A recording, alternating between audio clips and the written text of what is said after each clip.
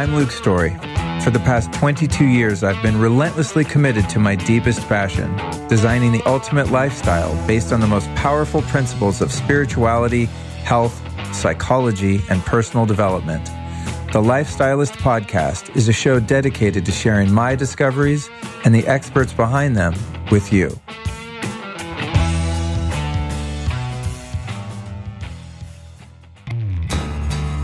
First off, I want to invite you to a couple outstanding events at which I will be participating in the very near future. First up, we've got a Tune taking place near Atlanta, Georgia, where I'll be joining Joe Dispenza, Gabby Bernstein, Shaman Durek, Light Watkins, John Wineland, Sahara Rose, and a grip of other enlightened souls for 3 days of mayhem out in the woods. You can find your tickets at lukestory.com/events. The following weekend, I'll be back in Malibu, California for one of my very favorite yearly festivals known as Mercado Sagrado, which is taking place November 16th and 17th. You can also find your tickets for Mercado Sagrado at lukestory.com/events. I can't wait to see you at both of those. Happy Sunday, you beautiful people. This is a very special bonus episode of the Lifestylist Podcast where I am interviewed by Lori Harder, an amazing woman who's the founder of the Bliss Project and host of Earn Your Happy, which you're about to hear. Each episode of Earn Your Happy is designed to give her listeners the tools, ideas, and inspiration they need to take action. So I was super grateful to be a guest on the show quite a while ago. This is from a few months ago, and a lot's changed since then. But one thing that hasn't changed is my passion for business and entrepreneurship. And it was a great opportunity to share some of my insights with Lori and her audience. And now with you, here's what we talk about in this conversation. My diverse and crazy background in music, fashion, public speaking, and now finally into health and wellness and how it led me to where I am in my career now. And then the balance between identifying what your talents are and what your passions are, and having the humility sometimes to admit that those aren't the same. You don't have those to the same degree. How I got my start in fashion styling and some advice for people that want to enter into the world of freelancing, living in different purposes throughout your life. So you think you found your purpose and then you find more, which is what I'm currently doing now. The human need for significance and finding your own interpretation of humility. Integrating the ego with your endeavors in work, not attaching worth to your gifts, self-worth, that is, the importance of staying teachable, the pursuit of pleasure in a healthy sense, and how I am finally getting clear on who I am and what I have to offer the world, which is the reason I'm putting out this very podcast. And then we close with my gratitude practice, which is a huge part of my life. And I hope something that if you're not doing now, you'll do after you hear this interview.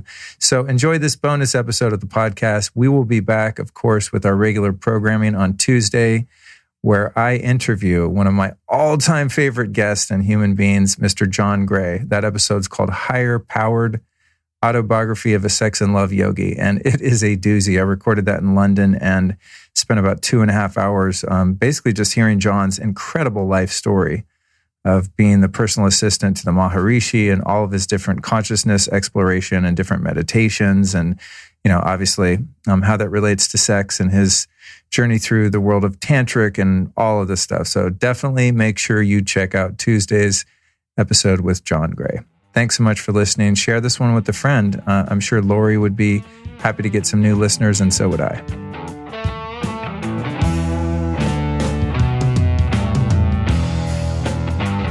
Thank you so much for coming on. Thank you, Lori. I'm super stoked. It's great to talk to a podcaster who has their audio sorted out. Your voice sounds beautiful and crystal clear here in my studio, so it's a treat. Oh, I love that. And you know what? I'm just going to say a quick prayer to the Skype gods that they are just good to me today. So, right. Because you can have everything on point, right? And then all of a sudden you can be like, what is happening? Totally. Well, you know what's funny is right before our scheduled time, I got one of those notifications from Apple on my iMac, which is my normal like recording computer. And I was like, oh, you're due for an update. I thought, oh, that's great. I'll update it right now. So everything's like fresh for this recording in case there's any bugs with any software. And then I clicked the restart thing and it was like, you have 36 minutes remaining. And it was 15 minutes before a call. So I jumped on my laptop. It all seems to be working. So you know how that goes. I recently just had that happen where and everyone can probably relate on here. Like I accidentally set my computer to auto update, like whenever you kind of shut it down or whatever. So I go to turn it back on for podcasts. And it's like, if we can really show the other side of what the podcasting world looks like, it's sheer panic 5 minutes before you. Oh, every time. My friends always do. I mean, I do a lot of my shows live, but I'll have, I'll like recruit my homies sometimes to help me out. And one friend in particular, he's like, dude, if people only knew what a neurotic basket case you are right before every recording.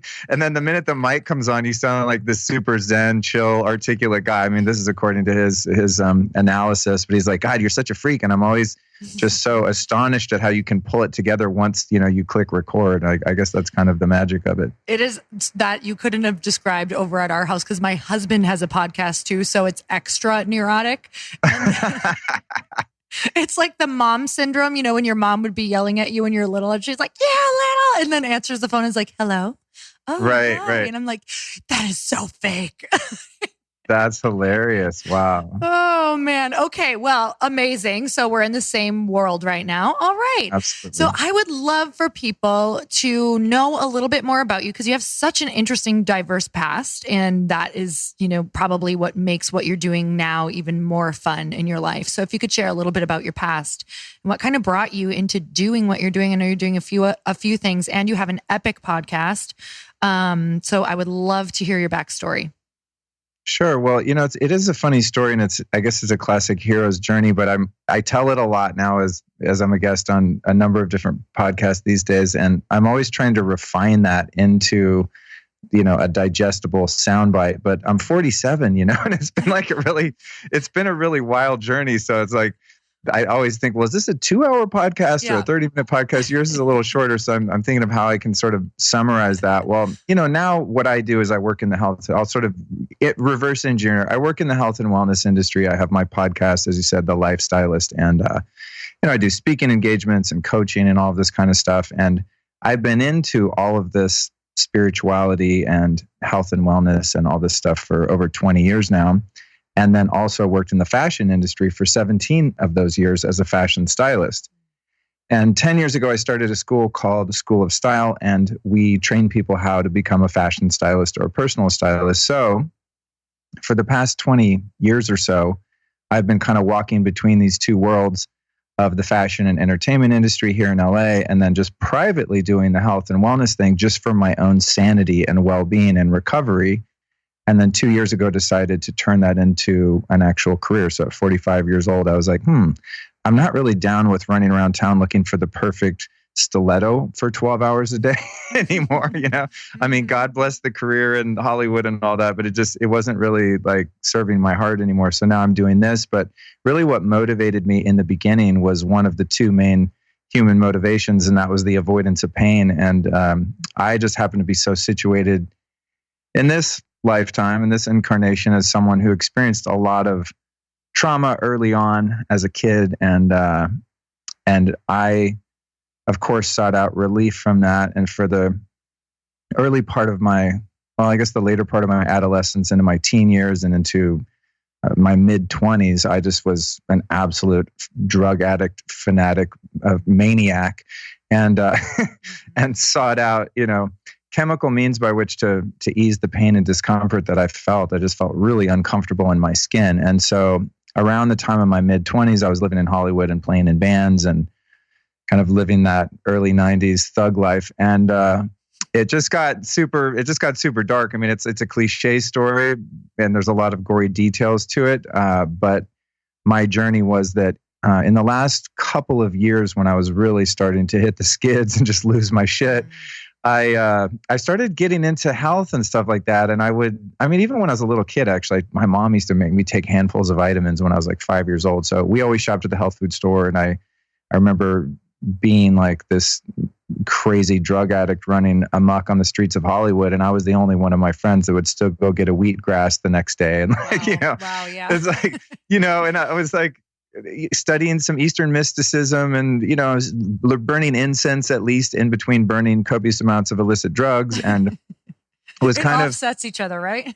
Yeah. I mean, that's the thing. My friends would always clown on me like, dude, you're like a full blown junkie. Why do you bother getting a healthy smoothie every day? And I'm like, well, I'm trying to balance it out, So I had begun to sort of tip my toe in the water because I knew that I was about to, it's like in the cartoons when there's the heroes in a canoe and they're about to go over a huge waterfall and die.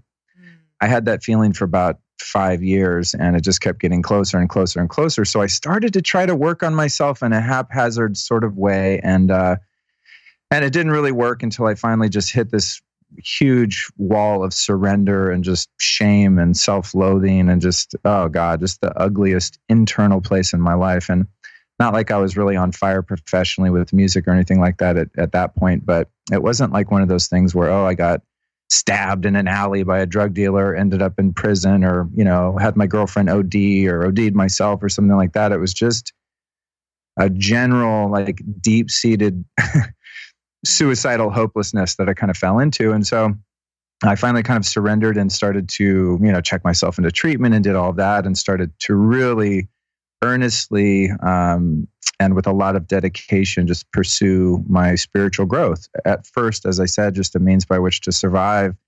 And then over the years, as I sort of got out of myself and got out of some of that immediate drama, started to find some relief and find all of these different practices on the physical plane and also on the metaphysical plane, and started sharing that with people. And then I've continued to do that privately for the past 20 plus years until, as I said, a couple of years ago, just as we were talking about, I'm just a huge podcast fan. Mm-hmm. I've been listening to, at first it was like audio tape sets back in the day of, I don't know, Wayne Dyer, whoever, just Deepak Chopra, these guys like that. Whoever had a tape and like the and then really it was small. and then it was CDs and then MP3s and then podcasts. So I thought, well, how can I share some of this information? And the first thing that came to me was, of course, what I could be most consistent with in terms of content, understanding to a degree how content marketing works from having School of Style for 10 years. I decided to do my podcast, and now it's just sort of taken off, and I've emerged somewhat suddenly into this scene, which is maybe why you're like, wow, this dude's like appearing everywhere all of a sudden. I've never heard of this guy. I actually hear that a lot because I'm really relatively unknown in the world of health and spirituality and all that, but I kind of hit with a bang because I had an arsenal of experience and knowledge sort of built up privately. And now I'm like, honestly, of course, there's always, you have your pain points of growth and we're always working through things, but it's like the first time in my life, Lori, that I really, really feel like I'm living according to my highest good and to my purpose, which is to share all of these crazy things that I've found that improve your life. So it's just, I'm having a really, really good time being able to contribute something positive and meaningful to society. It's epic to be able to do what I do and, actually kind of have a career at it now. Oh, what an amazing story. And if I had more time, I would need to really dive into each little section there.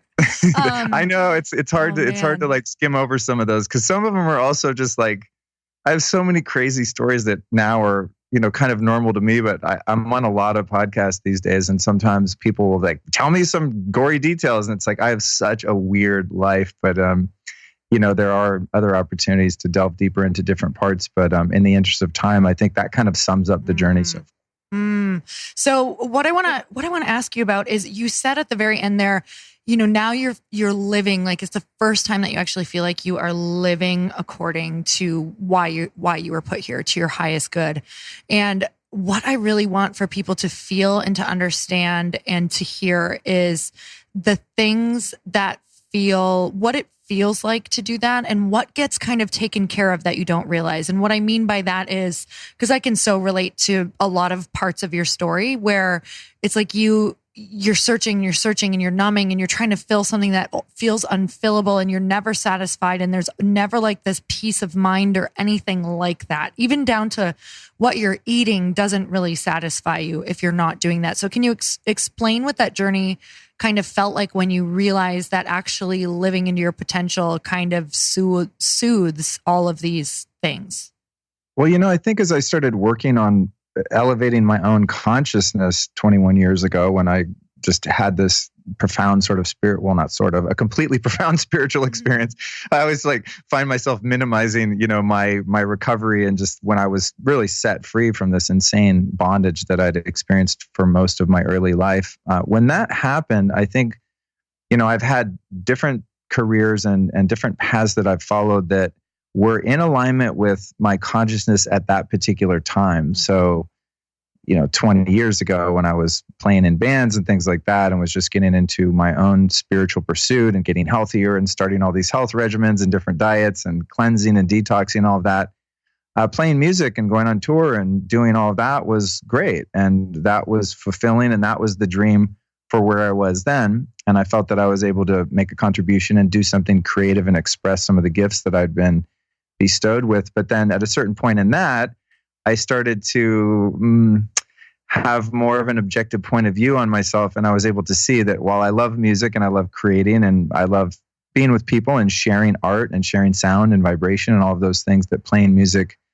encompasses, that there was a huge amount of ego and overcompensation for self-consciousness in there. And as I started to get to know myself, I found like, you know what? I don't really actually like playing in a band. I love music, but a lot of why I'm playing in a band is just to tell people I play in a band.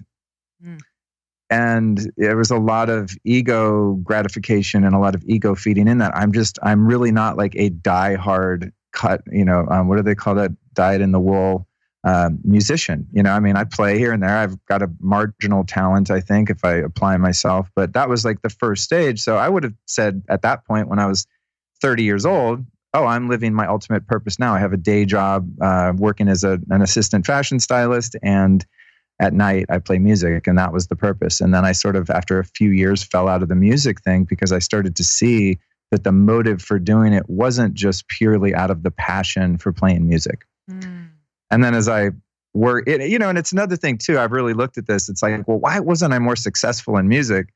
And I think that I had, in that particular case, at least in the beginning, I had a ton of passion and dedication and devotion for, 15 years I did that. But I don't know that I had talent that matched my passion. And I'm not being self-deprecating. I mean, I'm okay, but I'm not like an exceptional musician, Mm-hmm. And I'm totally cool with that. I think, I'm able to play and enjoy myself. I still play music for fun on Instagram, and people are like, oh my God, you're amazing. I go, oh, whatever. I'm glad you enjoyed it. It's just a hobby. And then I got into being a fashion stylist, which was so weird. I mean, that story in and of itself is just so, it's so interesting because I had dated this woman when I moved to Hollywood when I was 19, and she was a fashion stylist from New York. This is like in 89, right? Mm-hmm. And we of course broke up because I was a fucking train wreck, and who would put up, she was 10 years older than me. I mean, it was like, I don't know how she even put up with me for the year we were together, whatever. She moves back to New York. We stay in touch. Just, back then I think it was like writing letters, or whatever. And there's all, you got out a piece of paper and a pen, and you had to put it in an envelope. Yep. But, we stayed in touch, and I mean, there was some degree of care between us there. We had cared about each other. So we stayed in touch. And then when I got sober, I reached out to her and was like, hey, I just want to let you know I'm sober now. And you may not have known this, but I was a drug addict. She was like, no shit, Sherlock. Everyone in the world except you knew that. But anyway, long story short, she hires me because I'm house sitting for her in Koreatown because I was homeless when I got sober, of course. And so as house sitting for her, by default, I become her assistant assistant to her styling career. And then she books Aerosmith as a client. And then here I am like hanging out with sober Steven Tyler in 1997, 98, whenever it was.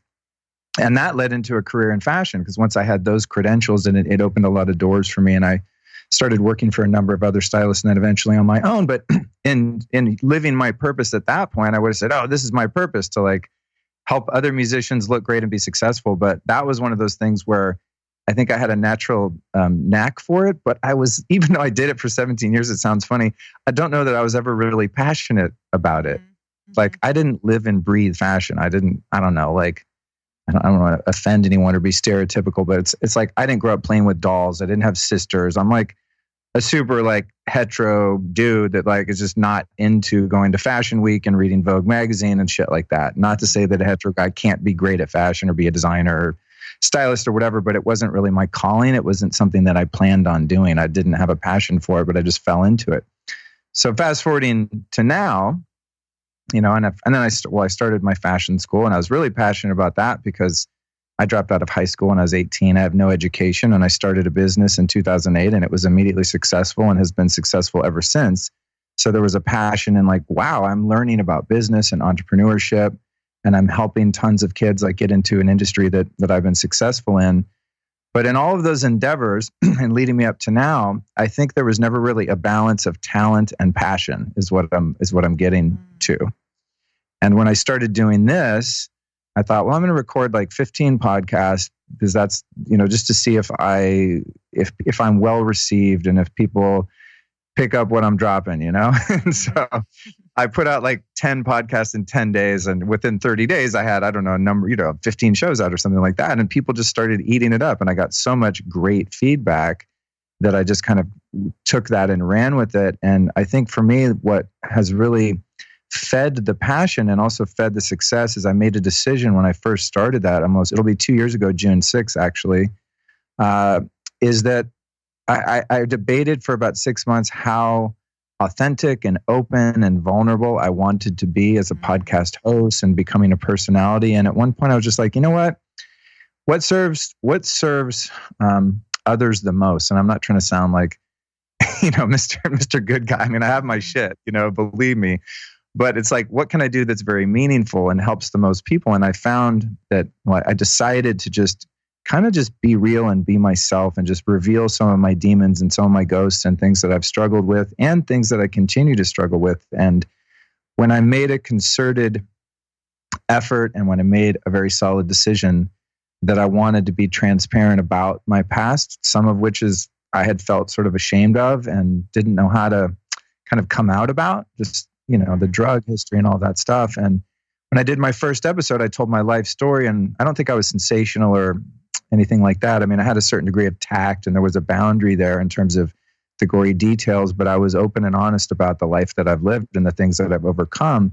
And the response to that, specifically that position and that point of view, has been so overwhelmingly positive. And I've literally got hundreds of messages from people that are like, wow, now I'm not afraid to talk about my childhood trauma because you did. Or now I'm not afraid to address my addiction issues or my mental health issues or whatever because you put it out there. And so to summarize that, I think that I've finally found something in my life. And I'm sure it's possible in 10 years I'll be like, yeah, I remember I had a podcast and I thought that was my calling. And, now I'm on this other thing. This is called evolution. But it's really fun to be able to help people now by just sharing who I am so openly and so authentically. And that's not by my own analysis. That's the feedback that I get from people constantly. So I feel that I'm really able to help a lot of people in a meaningful way now. And being in recovery for over 21 years now, I mean, I've figured out the one thing is once you kind of figure any area of your life out and get some help with it, then the only key to true fulfillment is passing that on to other people and living a life of service and devotion to, for me, my own spiritual evolution and my relationship with what I call God. It's a weird word, but just an easy one for me to rattle off. So I feel like my place in the world right now is to further my own development and raise my own consciousness and just help anyone else that's interested in doing it through the means by which I'm doing it, that I discover, and kind of finding things that work, doing them, finding things that don't work, discarding them, and kind of passing that on. So that's where I'm at right now. And I want to talk about that in just a minute. Before we get there, just kind of to hear some of your, I was reading some of all of the things that you dabble in, things that you do, the things that you try, and the things that you're really open about. And I was like, wow, he's got such a diverse way of really, looking for what gives him purpose, what helps him teach, what helps him move through things. So I want to talk about that in a minute. But first, I just want to point out how beautiful that is, just all of the different careers and the different things that you said yes to and the different directions that you went.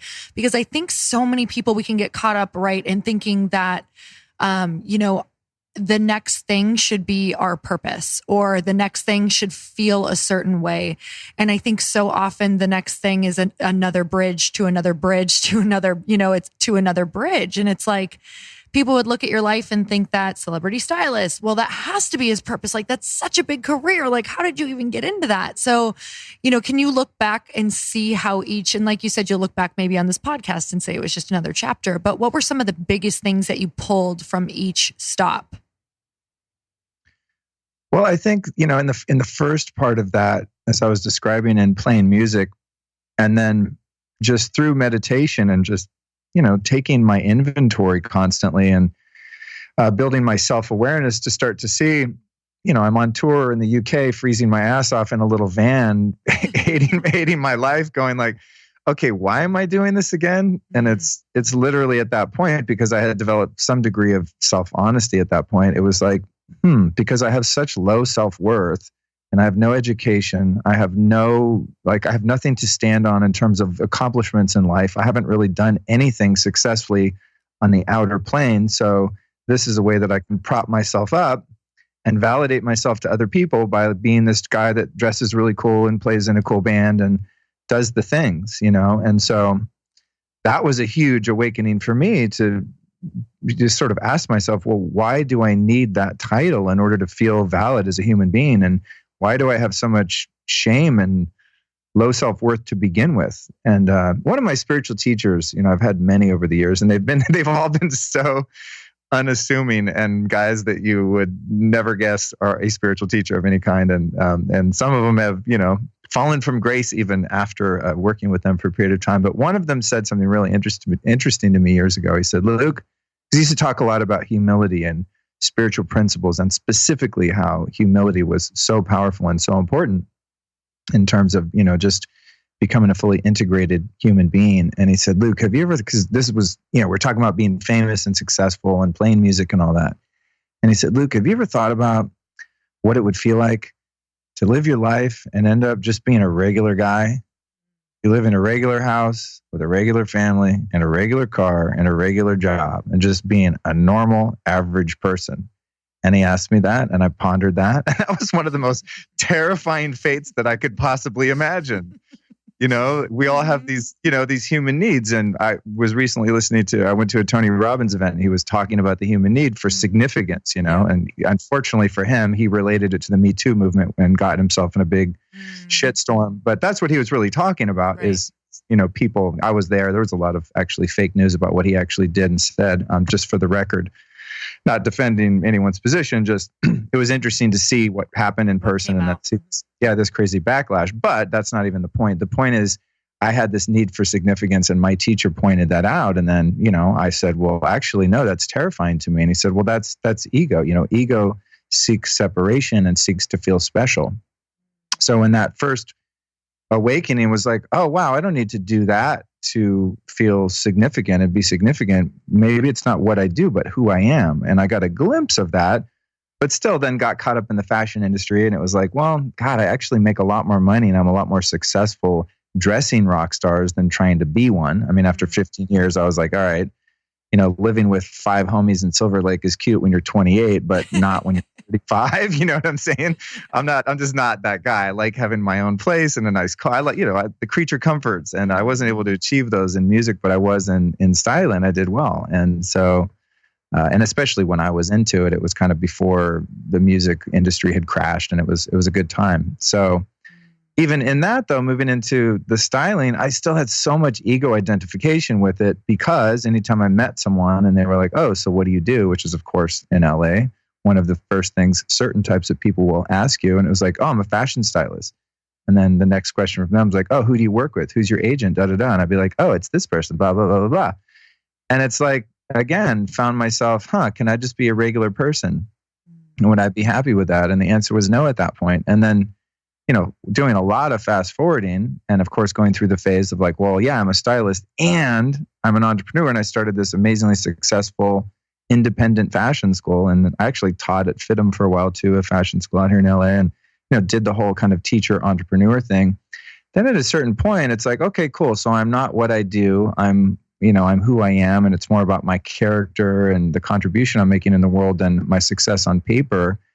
But then I also have really looked at, well, it seemed like I was designed with a certain personality. And my personality is kind of big, and I had to really recontextualize my interpretation of how I interact with ego. And that ego is not this evil, sinful animal nature thing that needs to be shoved in the closet.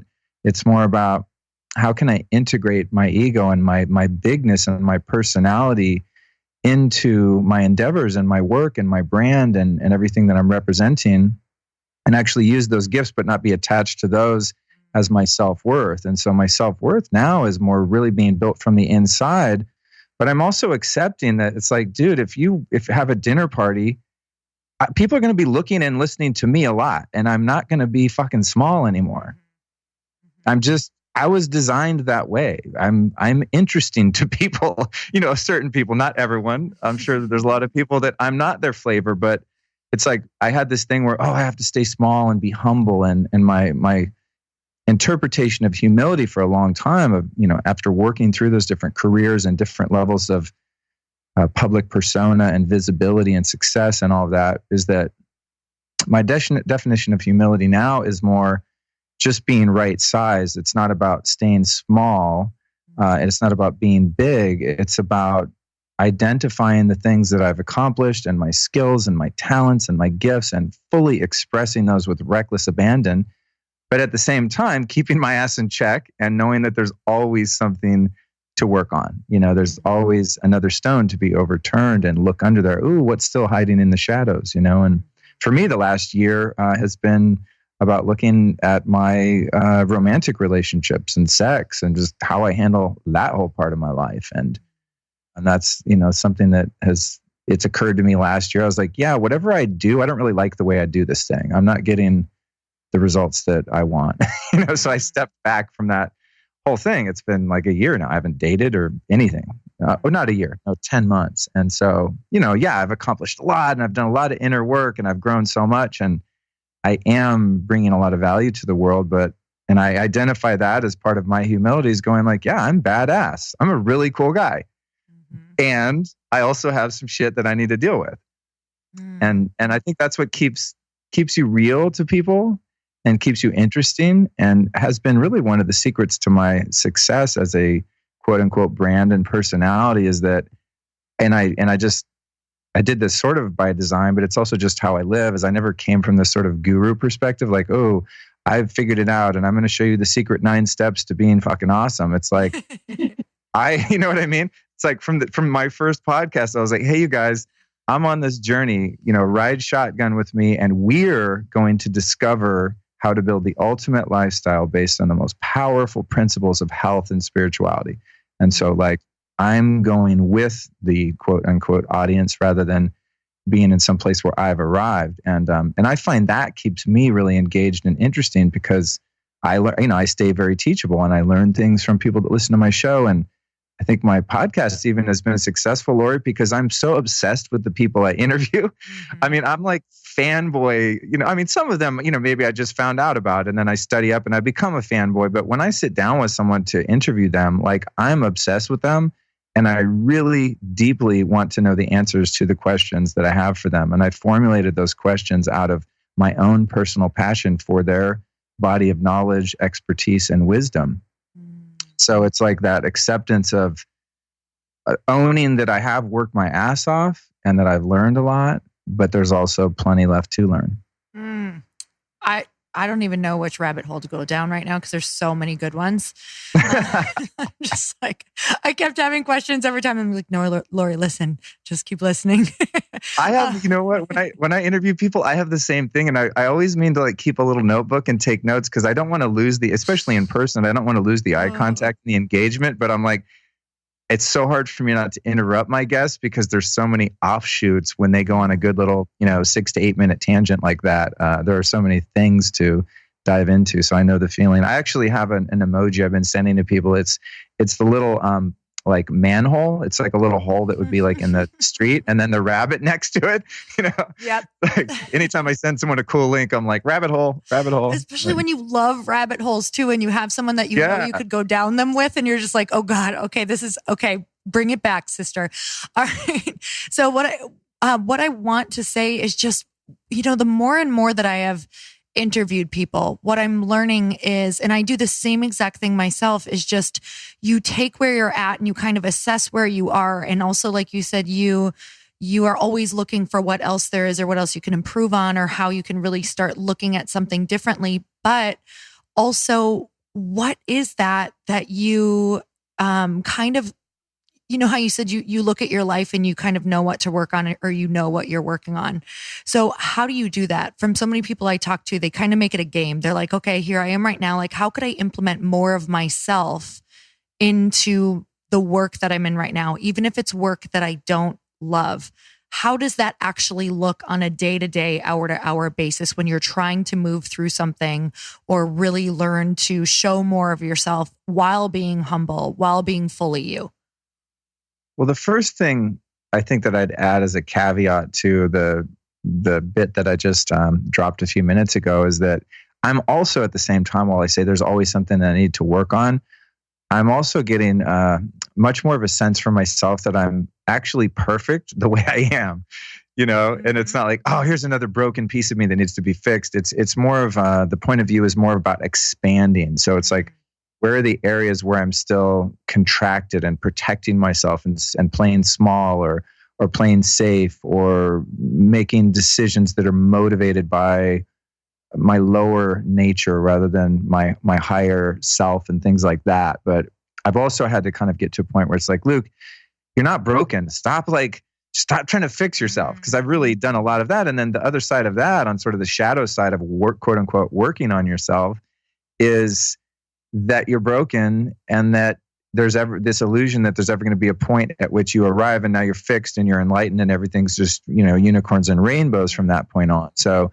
it's like the constant obsession with fixing one's self, in my case, in this particular instance, is that it becomes very narcissistic. And I'm like, it's always thinking about me. So it's sort of like that, the side of, I'm the best person in the world, like that side of ego that's grandiose and arrogant is just the flip side of the one that says, oh, I'm still a loser. I'm still making mistakes. I'm the worst person in the world. They're all self-centered, self-obsessed points of view. So for me, I'm really working a lot on my affirmations and just loving and accepting myself in all my goofiness, at this point in my evolution. So when I say there's like something new to work on, it's like, it's just expanding. And so how I determine sort of what there is to work on and then start to look for teachers and teachings and solutions and ways by which I can expand and move past those areas that I'm stuck in, it usually comes to me from abject pain.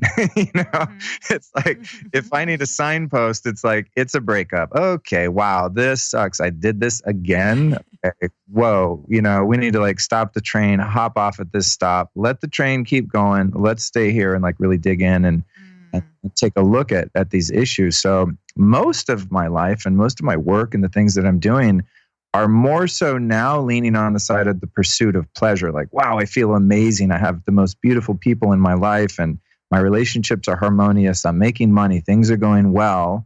And let me just celebrate that and keep that going and be grateful for that. But then there are also those things that come up, those roadblocks that I just every couple of years I get sideswiped by something. And I'm just like, holy shit, are you serious? And then I get a book or this or that and I go, oh, I have this other thing that I didn't know I had, this other offshoot neuroses or issue or whatever that it is that needs to be worked out. Like I said, right now, I'm just reassessing a lot of erroneous ideas that I've held about relationship and intimacy and monogamy and family and all of those things because I didn't know what I find now. And I'm not casting the blame on anyone, but it's just a natural consequence of my environment when I grew up and my really family lineage is I didn't have a model of what a true partnership looks like and a harmonious romantic relationship and commitment and all of those things looks like. I mean, I've seen very few of those modeled throughout my whole life, not just my childhood. I mean, I can count on one hand the number of people I know that are in healthy, meaningful, mutually beneficial relationships right now. And trust me, those are the people that I go to for advice, the elders, the older guys I know that are happily married and are doing it right, But I would have never stopped to look at that particular area of my life had it been going well. The areas of my life that are going well now, there's no need to stop and look at it. I just keep doing what I'm doing, and I keep refining what's working and just kind of fine tuning the processes or the areas of my life, So I think that's kind of the case for me. It's mostly motivated by just like, wow, I feel amazing. How can I even take this 9 to a 10? And then there's those punctuated moments in life where it's like, shit, this hurts. How do I fix this?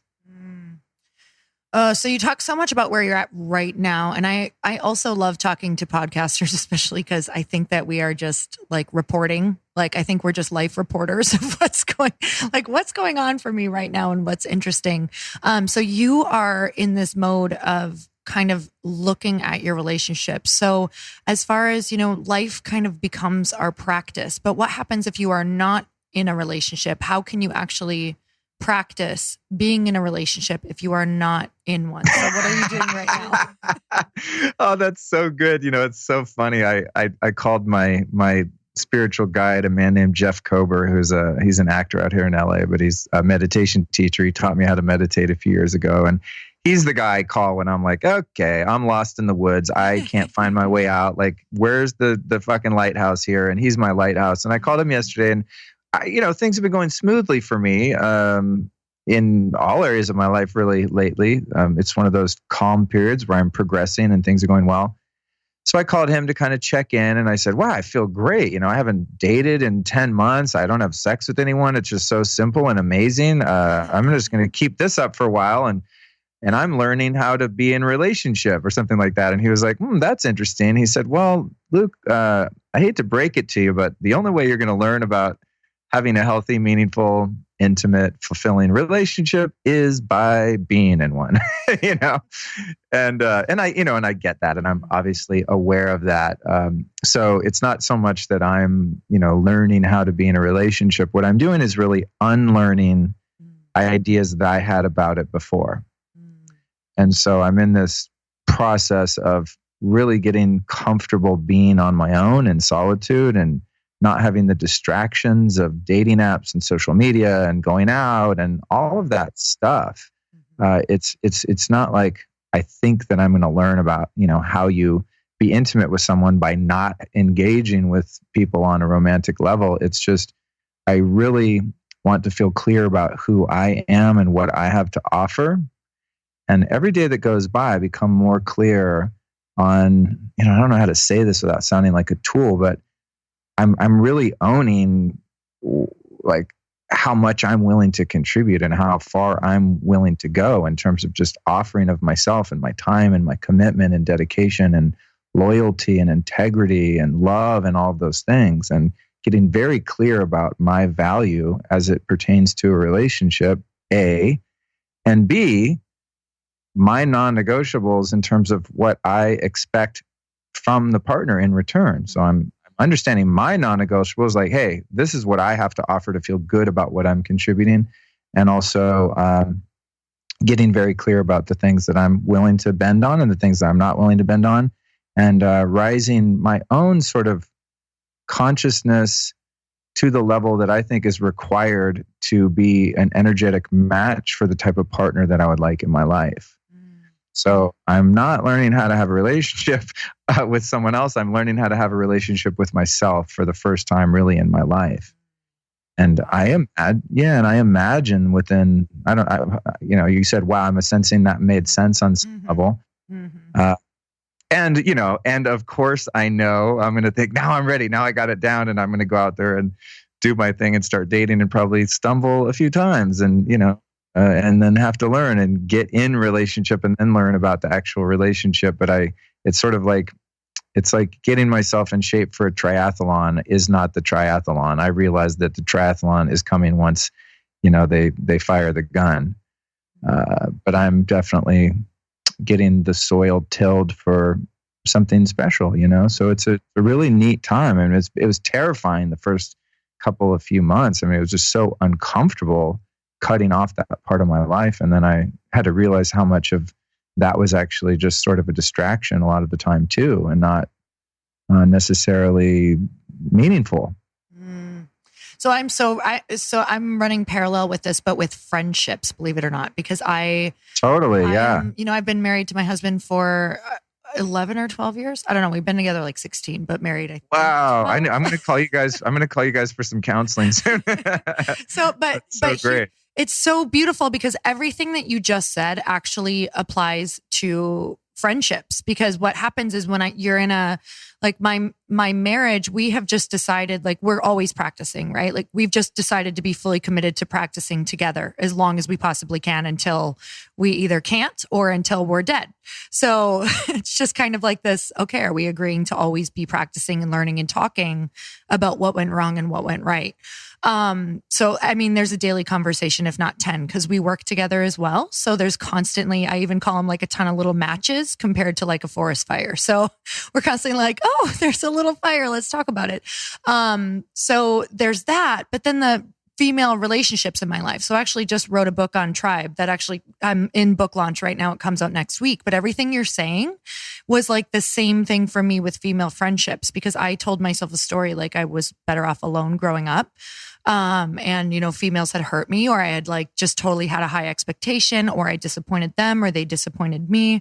So now it's this point in my life where I'm committing, like it's been the last 4 years of working so hard on what does a good female friendship and relationships look like, because I wanted that support so bad, but I didn't know how to be. I didn't know how to show up. I didn't know how to support them.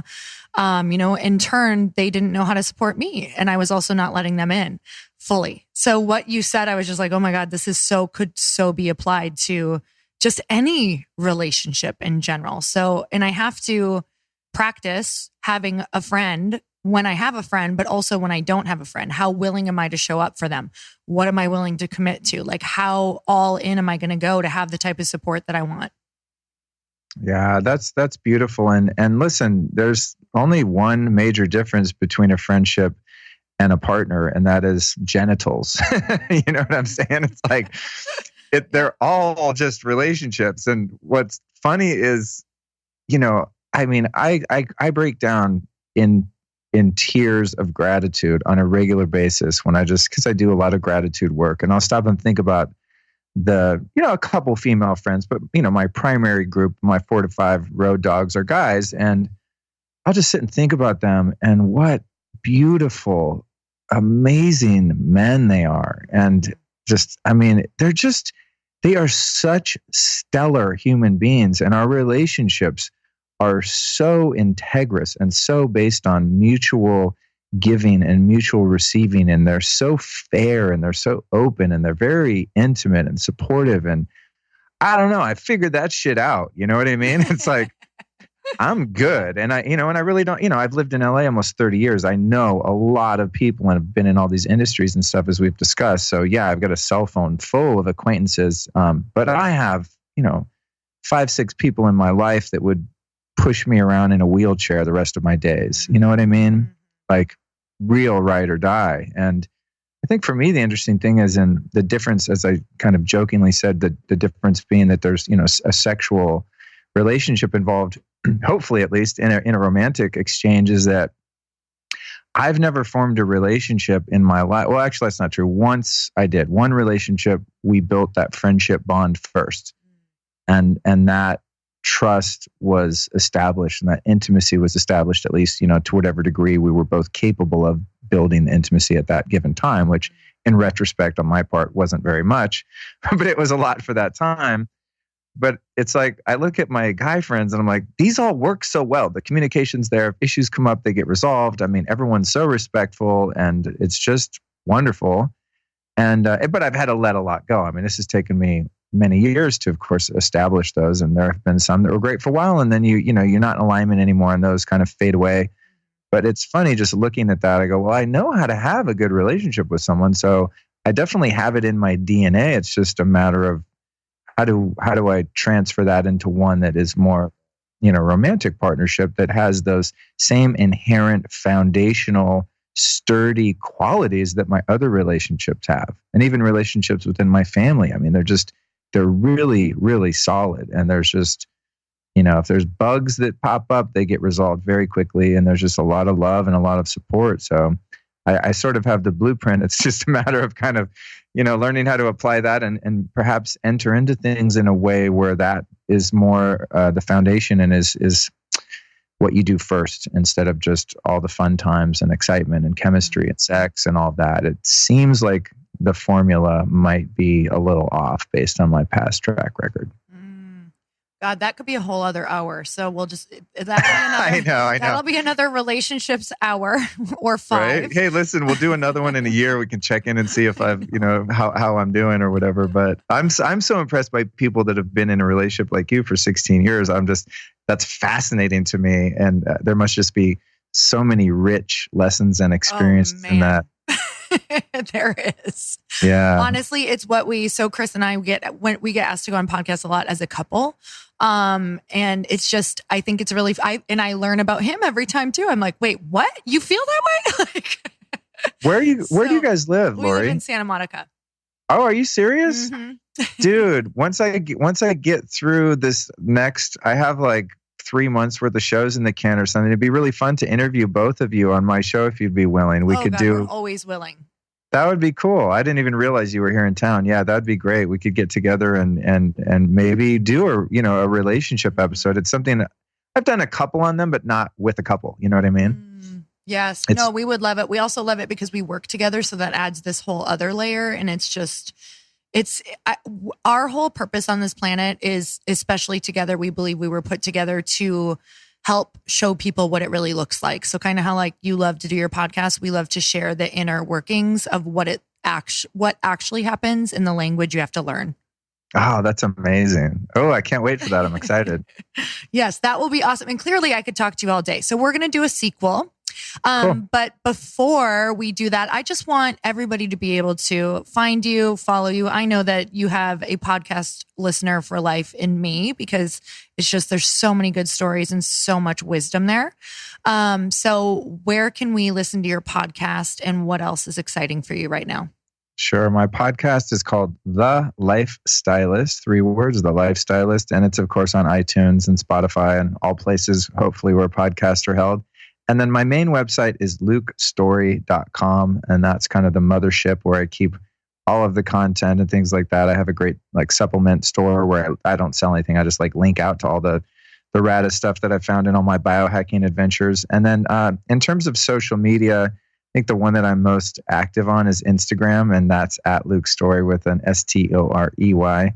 And my Instagram, I think, is where you find, especially the stories and the live feeds, is where you find the most down and dirty realness, because I know that they're going to disappear in 24 hours and someone would have to record someone else's phone and like document the shit. So I have reckless abandon on my Instagram. And it's funny, I thought of earlier when you're like, oh, if people only knew what the back end work looks like on a podcast, something that I really like doing on Instagram Live is I'll actually like sit in my studio and do all my bumpers and ads and all the really annoying shit involved in my podcast production. And I'll live stream that so people can just sit here and watch Mr. Zen, like meditator freak the fuck out on the mic. Amazing. I have these like temper tantrums and it's just, I just act a fool. And it's an exercise in being vulnerable and being seen, which is really important in my own growth. So yeah, those are kind of the 3 things: the podcast, the website, and Insta, I'd say. Amazing. And I always end on one final question. Are you ready? Absolutely. Okay. So it's cliche, but you are in an elevator with someone and you have a really short ride and it's only like 30 seconds and it's a total stranger and they look over at you and ask, how can I make myself happy? What would you say? I would say, first, don't believe everything that you think. And next, build a relationship with whatever it is that makes your heart beat all day, every day. Thanks for listening to this special bonus episode of the Lifestylist Podcast via the Earn Your Happy podcast with Lori Harder. I hope you enjoyed the show. And I want to invite you to come join me at Attune in Georgia on November 8th, 9th, and 10th. I'm going to be the official podcaster at the event. I'll be hanging out, running around, meeting listeners like you. So go to lukestory.com/events and get your ticket. If you use the code Luke5, you save 5% off. That's lukestory.com/events for Attune. outside of Atlanta, Georgia, November 8th, 9th, and 10th. It's going to be incredible. Joe Dispenza is going to be there, Gabby Bernstein, Shaman Durek, Sahara Rose, Light Watkins, tons of past Lifestylist podcast guests will be there, and it's going to be a real hoot. So I hope to see you guys there. I'll also be speaking at Mercado Sagrado in Malibu, California, October 16th and 17th. So get yourself over to lukestory.com/events, and I will be seeing you very soon. This episode of the Lifestylist podcast was produced by podcastmasters.net.